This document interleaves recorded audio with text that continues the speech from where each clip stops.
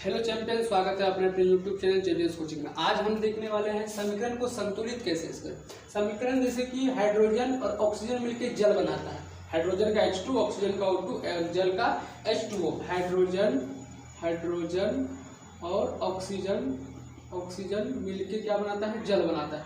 तो समीकरण संतुलित में करना क्या होता है? सबको बराबर करना होता है। बराबर कैसे करेंगे? जैसे देखो, हाइड्रोजन का परमाणु संख्या कितना है? 2 है।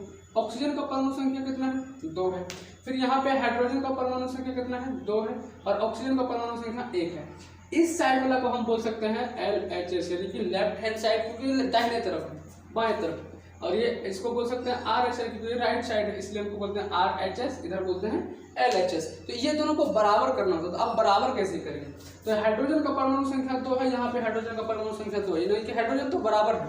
लेकिन ऑक्सीजन का परमाणु संख्या यहाँ पे 2, यहाँ पे ऑक्सीजन का परमाणु संख्या 1, ये बराबर नहीं है। इसका मतलब यहाँ पे कितना देना पड़ेगा? 2, तभी तो होगा। ये 2 दूनी 4 और 2 1 2, मतलब ये गुना हुआ। 2 1 2 और 2 दूनी 4, ठीक है। और यहाँ पे ऑक्सीजन का परमाणु संख्या 2, यहाँ भी ऑक्सीजन का परमाणु संख्या 2, ये तो बराबर है। लेकिन ये गड़बड़ा गया। यही होता है बैलेंस करने में, एक को एक संभालते दूसरा गड़बड़ा जाता है। तो हाइड्रोजन का परमाणु संख्या कितना है? 2। यहाँ पे हाइड्रोजन का परमाणु संख्या कितना है? 4। तो क्या करना पड़ेगा? अगर 4 को 2 से गुना कर, 2 से गुना कर देते, 4 पूर जाता है, क्योंकि यहाँ पे 4 है और यहाँ पे 2 है। तो 2 को 4 पुराने के लिए क्या करना पड़ेगा? 2 से गुना करना पड़ेगा। तो यहाँ पे हाइड्रोजन का परमाणु संख्या 4 हो गया, यहाँ पर भी हाइड्रोजन का परमाणु संख्या 4 हो गया। यहाँ पे ऑक्सीजन का परमाणु संख्या 2 है, यहाँ पे भी ऑक्सीजन का परमाणु संख्या 2 है। जब दोनों साइड यानी कि LHS RHS बराबर हो, इसका मतलब समीकरण संतुलित है। अतः हम लिख सकते हैं, अतः 2 ऐसे भी नहीं, पहले क्या लगे हैं? H2 है ना, यहाँ पे इसका आगे क्या लगा है? 2 प्लस O2 का आगे कुछ नहीं लगा है, अभिक्रिया करा है। फिर क्या है? यहाँ पे H2O है, इसका आगे क्या लगा है? 2। अब यहाँ पे देखते हैं समीकरण संतुलित हो गया कि नहीं। हाइड्रोजन 2 दूनी 4, हाइड्रोजन 2 दूनी 4, ऑक्सीजन 2, ऑक्सीजन 2, इसका मतलब दोनों परमाणु संख्या बराबर है। तो हम लिख सकते हैं, अतः दोनों तरफ की परमाणु संख्या बराबर है। अतः समीकरण क्या हो गया? संतुलित हो गया। हम देखते हैं अगला क्वेश्चन, जो इसमें थोड़ा सा समझ में आया है। अगला क्वेश्चन पूरी समझ लेते हैं। यहाँ पे देखते हैं, कार्बन का परमाणु संख्या 1, ऑक्सीजन का परमाणु संख्या 2। यहाँ पे कार्बन ऑक्साइड बनाएंगे, यानी कि कार्बन को ऑक्सीजन के साथ गर्म करने पे कार्बन मोनोऑक्साइड बनता है। जैसे कोई भी चीज़ हम कार्बन लेते हैं, उसको हम गर्म करेंगे, जैसे टायर को हम गर्म करेंगे तो उससे क्या निकलेगा? धुआं। और जब धुआं निकलेगा तो क्या बन जाएगा? Carbon monoxide. उसी तरह जब कार्बन को ऑक्सीजन में हम जलाते हैं तो क्या बनता है? कार्बन मोनोऑक्साइड को। अब इसको बराबर करना होता है। तो बराबर कैसे करेंगे? यहाँ पे कार्बन का परमाणु संख्या कितना है? 1। अगर नहीं दिखे तो इसका मतलब समझना कि कार्बन का परमाणु संख्या कितना है? 1। यहाँ पे ऑक्सीजन का परमाणु संख्या कितना है? 2। ये दोनों अलग अलग है, इसलिए हम अलग अलग घर में इसको हम रखें।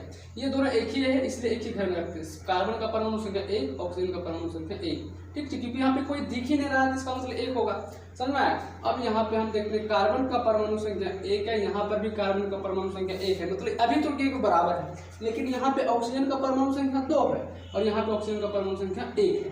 तो 2 को 1 से गुना करेंगे तो 2 पूर जाएंगे। तो यहाँ पे हम 2 देते हैं। कार्बन का परमाणु संख्या यहाँ भी 2 हो गया, 2 1 2, फिर यहाँ पे 2 1 2। ये जो 2 होता है ना, हमेशा दोनों के लिए होता है, ना कि एक के लिए। अब यहाँ पे देखते हैं ऑक्सीजन का परमाणु संख्या ये 2 पुर गया, यहाँ कार्बन का परमाणु संख्या ये 2 पुर गया, यहाँ पे ऑक्सीजन का परमाणु संख्या ये बराबर है।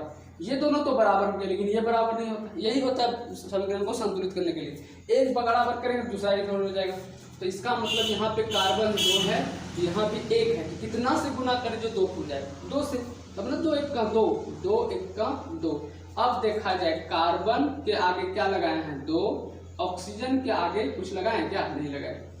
यहाँ पे कार्बन मोनोऑक्साइड है, इसके आगे क्या लगाए हैं? 2। इसका मतलब ये समीकरण संतुलित हुआ। जब दोनों तरफ का परमाणु संख्या बराबर हो जाए, इसका मतलब समीकरण संतुलित हो गया। तो हम यहाँ लिख सकते हैं, अतः दोनों तरफ परमाणु की संख्या बराबर है, अतः समीकरण संतुलित हुआ। हम देखते हैं अगला क्वेश्चन।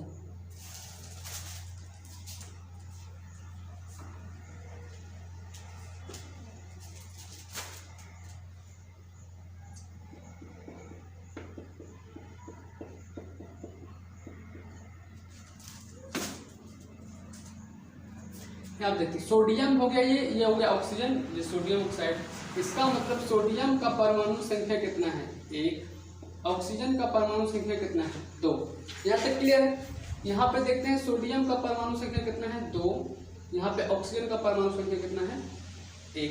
अगर कोई नहीं दिखे तो एक याद रहे, अगर क्वेश्चन में जल पूछा है और उसके बाद ऑक्सीजन पूछा है तो पहले हम ऑक्सीजन बनाएंगे, ठीक है, सॉरी पहले हम जल बनाएंगे उसके बाद ऑक्सीजन बनाएंगे।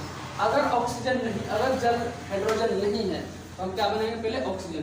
पहले हम ऑक्सीजन का देख लेते हैं। यहाँ ऑक्सीजन 2 है, यहाँ पे ऑक्सीजन 1 है, इसको 2 से गुना करना पड़ेगा तभी तो 2 पूरेगा। लेकिन ये कितना हो जाएगा, 2 दूनी 4, 2 1 का 2। सोडियम का परमाणु संख्या कितना हो गया 4, यहाँ पे सोडियम का परमाणु संख्या कितना हो गया 1, यहाँ पे ऑक्सीजन का परमाणु संख्या कितना है 2।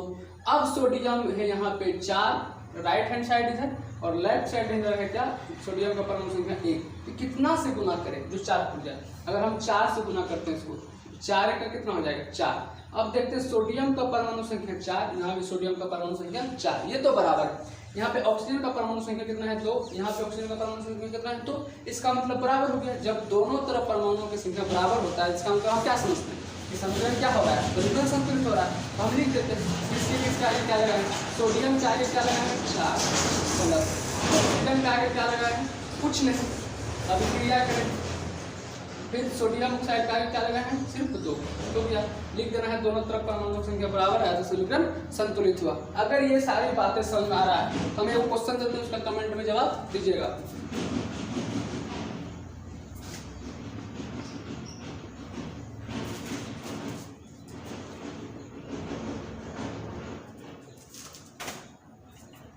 अगर वो तीनों बातें समझ में आ गया, समीकरण को कैसे संतुलित किया जाए, तो इसका आंसर क्या होगा आप लोग बताइएगा।